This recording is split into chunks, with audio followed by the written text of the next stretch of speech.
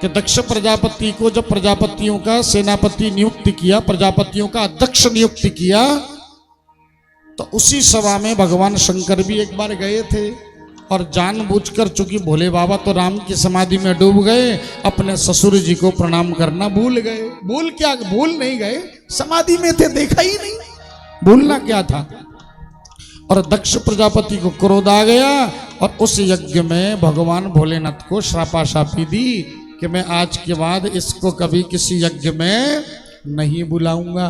तो ये बात भी भगवान शंकर सती को बोले नहीं।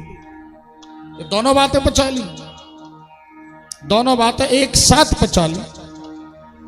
और आज जब सैकड़ों महाराज लोग यज्ञ में जाने लगे तो सती को लगा, अरे इतने सारे विमान कहाँ हैं महाराज, स्वाहा स्वाहा करते जा रहे हैं। दो चार बहनों से पूछा, अरे बोले तुम्हें नहीं पता तुम्हारे पीहर में यज्ञ हो रहा है और तुम्हें ही नहीं बुलाया। बोले अच्छा, मैं तो बड़ी बेटी हूँ। ओहो, पिताजी तो आजकल राजा बन गए हैं ना, चुनाव जीत गए, तो हो सकता पिताजी व्यस्त हो गए हो, हमें नहीं बुलाया हो। कोई बात नहीं, मैं तो बड़ी बेटी हूँ, तो बिना बुलाए भी जा सकती हूँ। बड़ी बेटी को कहीं जाने के लिए आवश्यकता है क्या? तो आज बिन बुलाए मायके पहुंची। लेकिन जब बिन बुलाए मायके पहुंची तो वहां पर भी भगिनी मिली बहुत मुस्काता। शास्त्र में ऐसा कहते हैं, आवत ही हर्ष नहीं और नैनन नहीं सने, तुलसी वहां न चाहिए,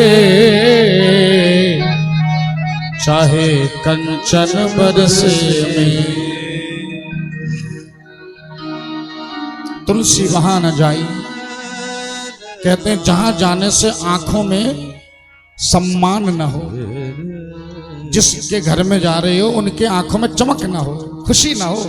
अब दरवाजे पे, अरे आप हैं, अच्छा आप आ गए, अच्छा जी आओ जी, बस वहीं से लौट जाना चाहिए। हाँ, जिनकी आंखों में प्रसन्नता नहीं, वहां जाने से आपको क्या सम्मान मिलेगा, चाहे वो सगा बाप क्यों ना हो। माँ ने कहा बेटी तू आ गई, बहुत अच्छा हुआ बेटी। बोले माँ आपने सबको निमंत्रण दिया, मुझे नहीं दिया। और दोनों बहनें हैं, छोटी बहनें आई, भगिनी मिली बहुत मुस्कुरा के कह रही है, अरे जीजा जी ने तुझे कपड़ा पहनना सिखा दिया, तो आ गई। मतलब व्यंग, मतलब जीजा जी तो उल्टे सीधे कपड़े पहनती और तू तो आज पूरी है वस्त्र पहन के आई है, तो तू भी साड़ी पहनना सीख गई, आखिर तू भी आ गई। लेकिन तुझे निमंत्रण तो नहीं दिया था ना, मैंने जली कटी सुनाना। लेकिन देखो जो वैष्णव होते हैं ना, वो कभी तर्क वितर्क नहीं करते। सामने वाला गाली दे, पलट के उत्तर मत दो।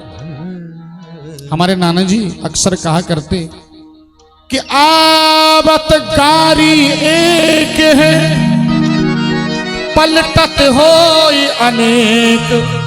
आवत गारी एक है, अगर सामने वाला गाली दे रहा हो तो गाली के बदले में गाली दोगे तो अग्नि में आहुति होगी, मतलब उसमें फिर तो कीचड़ फैल जाएगा।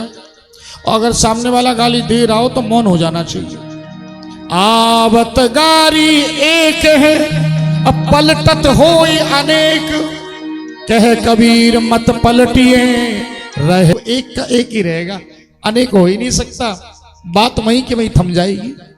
थोड़ी सहन शक्ति तो चाहिए, लेकिन ये सहन शक्ति आ जाए तो झगड़ा हो ही का। हमारे जीवन में सब कुछ आ जाता है पर सहन शक्ति तो नहीं आती ना। जब बहुकाल करिए सत्संग का, अनंत काल तक सत्संग करने के बाद ही मन पर नियंत्रण प्राप्त कर। इसीलिए तो हमारे वैष्णव जगत में कहावत है कि कुछ भी हो जाए वैष्णव लोग ध्यान ही नहीं देते।